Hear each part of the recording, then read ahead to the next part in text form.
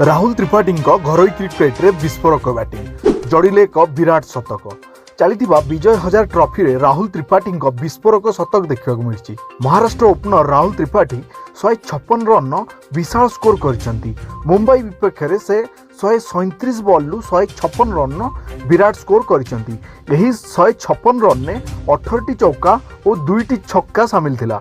महाराष्ट्र प्रथम बैटिंग कर 322 रन करथिला जो 156 रन त्रिपाठी एका करथिले। मुंबई तरफ यशस्वी जसल शतक करथिले किंतु मुंबई 21 रन में मैच हार जाइतला। राहुल त्रिपाठी डिसेंबर हेबाकु थिबा बांग्लादेश टूर रे इंडियन टीम रे शामिल अछंती किंतु स्टार पैक्ड इंडियन टीम रे से खेलिबार चांस कम। राहुल त्रिपाठी ए पर्यंत इंडियन टीम रे सिलेक्ट होइतले मध्य मैच खेलिबार चांस पाई नांती। गत वर्ष आईपीएल ले राहुल त्रिपाठी हैदराबाद टीम पटे खेली 400 रु अधिक रन करथिले। सेति पई सनराइजर हैदराबाद टीम तांकु ए वर्ष रिटेन मध्ये करिछि।